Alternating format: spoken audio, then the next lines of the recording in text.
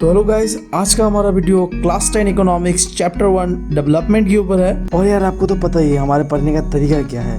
हमें smart work करना ज़्यादा पसंद है rather than the hard work. तो यार इस चैप्टर में भी हम वही करेंगे। यहाँ हम सबसे पहले समझेंगे क्या क्या टॉपिक्स हमें पढ़ना है।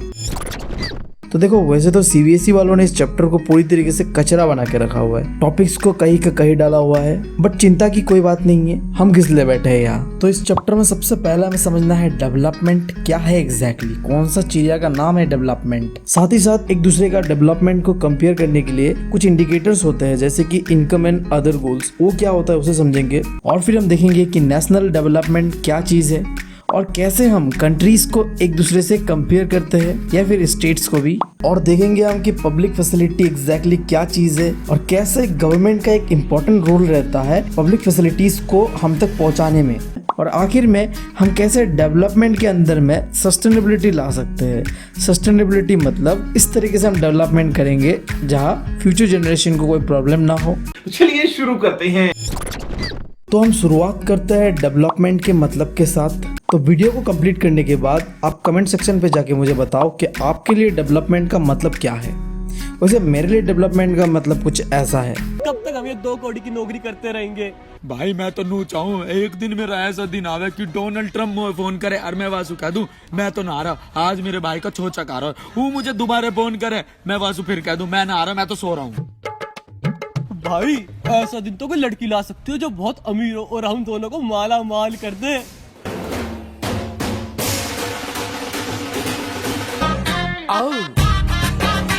अब ये तो था जोक सपाट, इसे सीरियसली लेकर मुझे जज करना मत शुरू कर देना कमेंट्स में।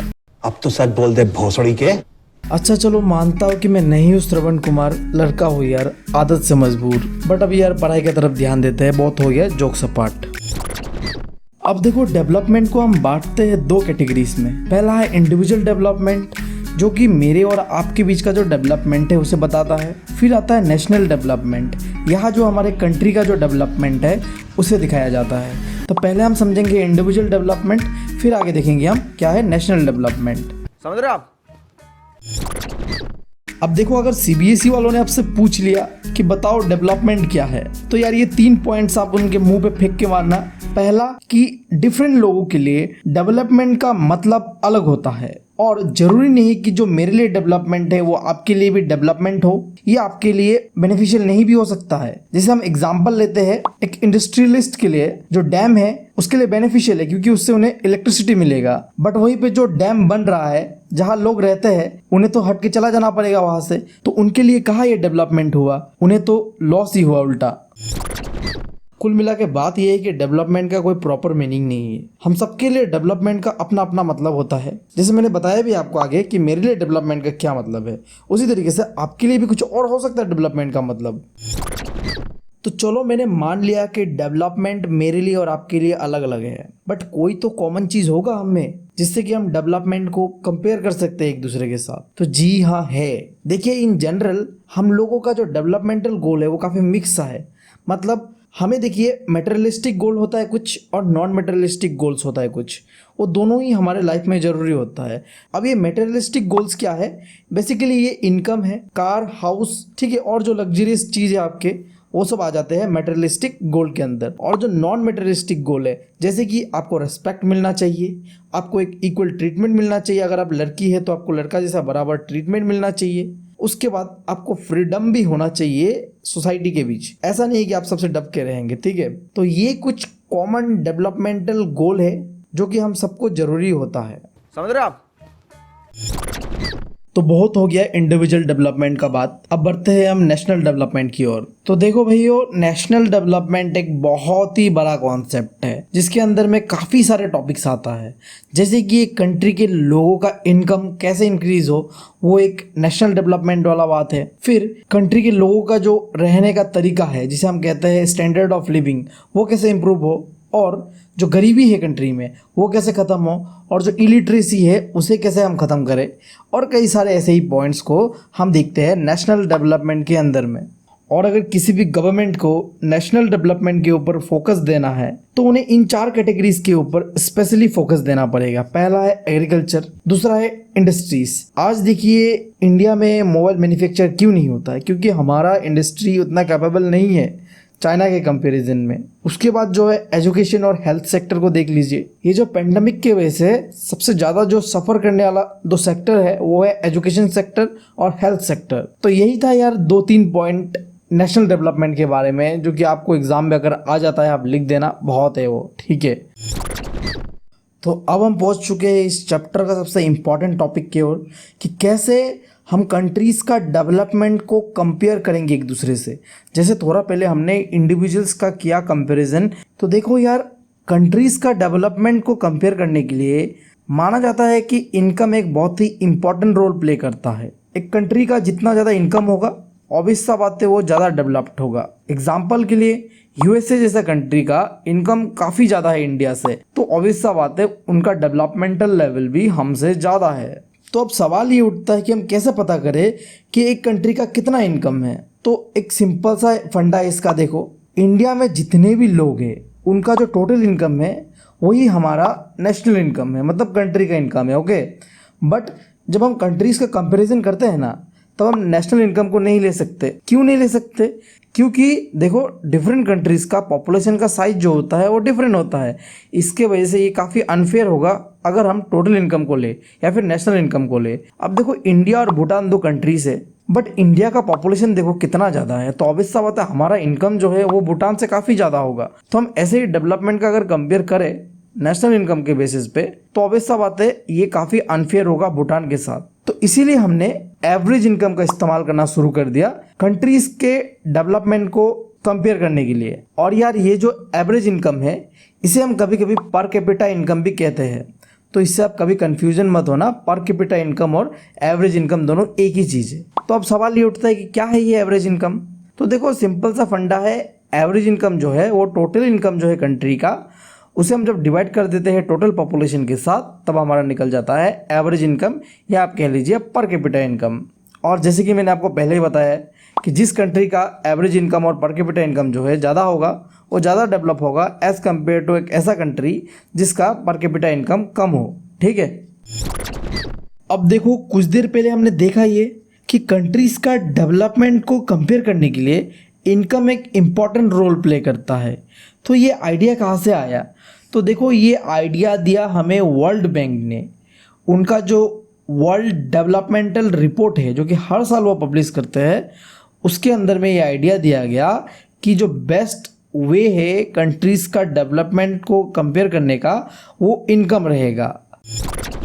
और साथ ही साथ वर्ल्ड बैंक ने कंट्रीज़ को हाई एंड लोअर इनकम के कैटेगरीज में बांट दिया। और यहीं पे इंडिया का भी एक कैटेगरी आता है कि इंडिया लोअर मिडिल इनकम का कैटेगरी है, जो कि एकदम बीच में है, ना ही हाई इनकम है ना ही लो इनकम है इंडिया का, ठीक है। तो मैं इस रिपोर्ट के डिटेल में नहीं जाऊंगा, बट ये इंपॉर्टेंट है, आप देख लीजिएगा, ठीक है। तो भाइयों अब आप मुझे बताओ, क्या हमें इनकम को ही सिर्फ एक इम्पॉर्टेंट इंडिकेटर मान के चलना चाहिए डेवलपमेंट का, या फिर हमें कुछ और भी देखना चाहिए? तो यार यही सवाल का जवाब यूनाइटेड नेशन ने हमें दिया। यूनाइटेड नेशन ने अपना एक यूनाइटेड नेशन डेवलपमेंटल प्रोग्राम लेके आया, जिसके अंदर में उन्होंने ह्यूमन डेवलपमेंटल इंडेक्स प्रिपेयर करके दिया, जिसके अंदर में कई सारे फैक्टर्स है जैसे कि life expectancy, education, per capita income. इन सारे क्राइटेरिया से ही हम डेवलपमेंट को मेजर कर सकते हैं, ठीक है। और फिर ह्यूमन डेवलपमेंटल इंडेक्स के अलावा भी कई सारे और इंडिकेटर्स भी है, जैसे कि किसी कंट्री का इन्फेंट मोर्टेलिटी रेट कितना है, फिर वहाँ का लिटरेसी रेट कितना है, और फिर वहाँ का नेट अटेंडेंस रेशियो कितना है। अब ये क्या चीज़ है उसे मैं बताऊंगा, बट आप समझ लीजिए ये सारे कुछ फैक्टर्स है जो कि इनकम के अलावा भी काउंट किया जाता है जब हम डेवलपमेंट को मेजर करते हैं, ठीक है। तो पहले हम समझते हैं अब इन्फेंट मोर्टालिटी रेट क्या है। देखो इन्फेंट मोर्टालिटी रेट का सिंपल सा मतलब है कि एक साल के अंदर में 1000 बच्चों में से कितना बच्चे एक साल से पहले ही मर जाते हैं, उस चीज को कहते हैं इन्फेंट मोर्टालिटी रेट। फिर आता है लिटरेसी रेट। अब देखो लिटरेसी रेट के अंदर में हम क्या देखते हैं कि एक कंट्री के कितने लोग पढ़े लिखे, ठीक है, जिनका उम्र 15 या 15 साल से ज़्यादा है, ठीक है। और फिर जो आखिरी है नेट अटेंडेंस रेशियो, इसके अंदर में देखते हैं कि कितने परसेंटेज ऑफ चिल्ड्रन जो है वो स्कूल पे अटेंडेंस ले रहे हैं, ठीक है, जिनका उम्र मोस्टली 14 से 15 ईयर्स के बीच में है, ठीक है। समझ रहे आप? अब देखो हमने समझ लिया कि इनकम के अलावा भी कई और सारे क्राइटेरियाज होता है डेवलपमेंट को नापने के लिए, ठीक है। तो अब हम एक एग्जांपल के साथ इसे समझते हैं। देखिए अब हम यहाँ में 3 स्टेट्स को लेंगे इंडिया का। पहला है महाराष्ट्र, दूसरा है केरला और चौथा है बिहार। तो अगर आप इनकम के हिसाब से देखें तो महाराष्ट्र का इनकम सबसे ज़्यादा है और वहीं पे सबसे कम है बिहार का। बट अगर आप इन्फेंट मोर्टालिटी रेट देखें तो वहाँ में केरला ने काफ़ी इम्प्रूवमेंट दिखाया है। केरला में 1000 में से सिर्फ 12 बच्चा ही ऐसा है जो 1 साल से पहले ही मर जाता है, ठीक है। बट वहाँ पे आप बिहार और महाराष्ट्र का देख लीजिए जो कि काफ़ी हाई है। फिर जो लिटरेसी रेट है वो भी देखो केरला का 94% है, वहीं पे महाराष्ट्र का कहा 82% है, ठीक है। लगभग 12% का गैप है। फिर जो है नेट अटेंडेंस रेशियो जो है उसे भी अगर हम देखें तो केरला का 78% है और महाराष्ट्र का 64% है और वहीं पे बिहार का 35% है जो कि बहुत कम है, ठीक है। तो इससे क्लियरली दिखाया जा रहा है कि डेवलपमेंट को अगर हम इनकम के बेसिस पे नापते हैं तो ये बहुत ही एक बुरा एग्जाम्पल है, ठीक है। हमें हर चीज़ को ब्रॉडर सेंस से देखना चाहिए और उसी तरीके से डेवलपमेंट को भी जब हम ब्रॉडर सेंस से देखते हैं तब हमें पता चलता है कि इनकम के अलावा भी जो कुछ क्राइटेरियाज है जैसे कि इन्फेंट मोर्टालिटी रेट हो गया, लिटरेसी रेट हो गया, नेट अटेंडेंस रेशियो हो गया, फिर वो जो ह्यूमन डेवलपमेंटल इंडेक्स हो गया, ये सारी चीज़ें भी एक इम्पॉर्टेंट रोल प्ले करता है किसी भी कंट्री का डेवलपमेंट में, ठीक है।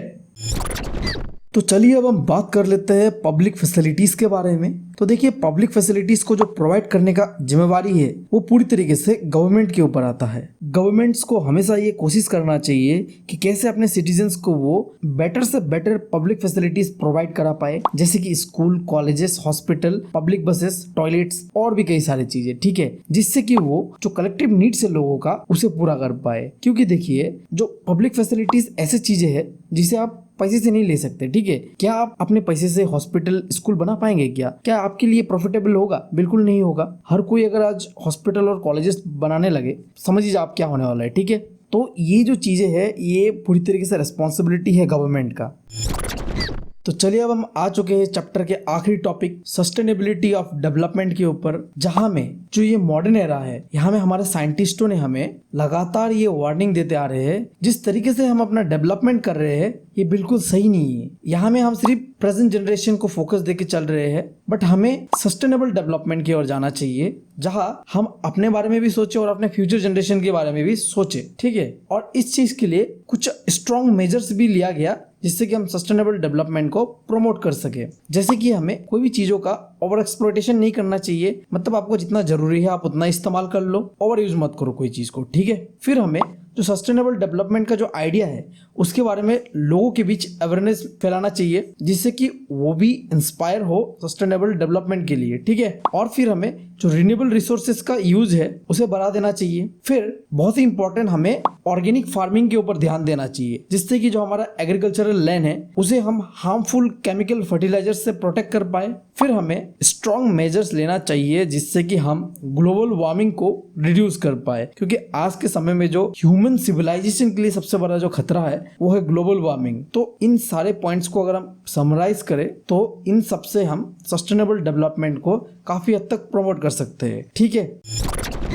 टैन टैन, हमने कर लिया है वीडियो खत्म। अब अपने अपने बोरिया बिस्तर बांधो और रिवीजन की ओर बढ़ चलो, ठीक है। और हो सके तो यार चैनल को सब्सक्राइब कर लो, लाइक कर दो वीडियो को, और कमेंट सेक्शन तो है ही आपके लिए, क्योंकि यार वीडियो बनाने में काफ़ी मेहनत लगता है, ठीक है। तो मुझे आप सबका सपोर्ट बहुत ज़्यादा ज़रूरी है, ठीक है, ताकि मैं इंस्पायर रहूँ और आपके लिए ऐसे ही वीडियो रेगुलरली लाता रहूँ, ठीक।